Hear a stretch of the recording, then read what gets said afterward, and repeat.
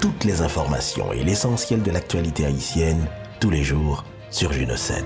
Vous êtes branchés sur Juno 7, bienvenue à ce bulletin d'information. Des promesses pour combattre la faim et les armes à feu en Haïti discutées lors de la réunion de Kamala Harris avec la CARICOM. À l'issue de leur réunion avec la vice-présidente des États-Unis, Kamala Harris, le jeudi 8 juin, les chefs de gouvernement de la CARICOM ont fait savoir que cette discussion constituait une plateforme utile pour des pourparlers productifs et qu'elles étaient révélatrices d'une relation de longue date caractérisée par une collaboration sur de nombreuses questions d'importance mutuelle, notamment le commerce et l'investissement, la sécurité, la santé, l'énergie, la gestion des catastrophes et le changement climatique. En ce qui concerne la situation en Haïti, les dirigeants ont souligné que le développement social et économique est essentiel pour la stabilité future du pays.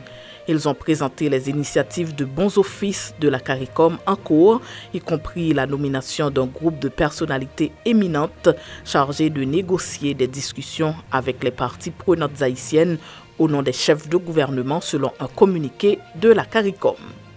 En marge de ces rencontres, les États-Unis ont annoncé qu'ils fourniront par l'intermédiaire de l'Agence américaine pour le développement international USAID 53,7 millions de dollars supplémentaires au peuple haïtien en réponse à la crise humanitaire du pays. Ce nouveau financement permettra aux Haïtiens vulnérables de bénéficier d'un soutien urgent, notamment d'une aide alimentaire vitale et d'autres formes d'assistance humanitaire, alors que 4,9 millions de personnes sont confrontées à une insécurité alimentaire aiguë. Haïti élu au Conseil économique et social ECOSOC de l'ONU.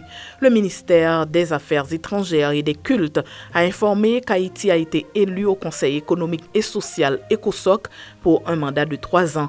Les élections ont eu lieu le jeudi 8 juin à l'Assemblée générale des Nations unies.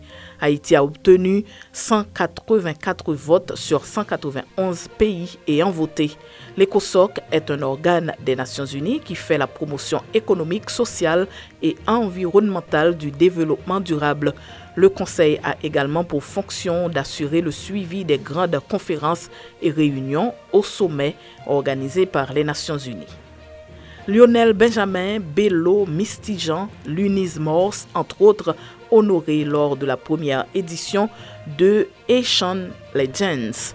Lors d'une soirée d'hommage organisée le 3 juin dernier, l'association Haïti pour l'avenir, en partenariat avec la mairie de Stein, a honoré plusieurs artistes et écrivains nationaux et internationaux qui contribuent au rayonnement de la culture haïtienne à travers le monde.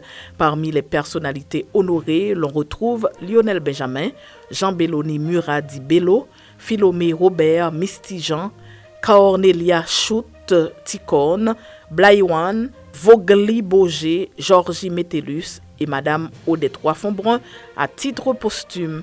Cette première édition de Haitian Legends a été un véritable succès selon l'APA. Des appels affluent de partout pour féliciter et remercier le comité d'organisation de cette belle initiative résultante de l'esprit de solidarité au sein de notre équipe de travail, écrit cette structure dans un communiqué. Dubika Galerie, qui a répondu favorablement à cette invitation, exposera à cet événement des timbres postaux emblématiques et des tableaux qui vantent l'art haïtien.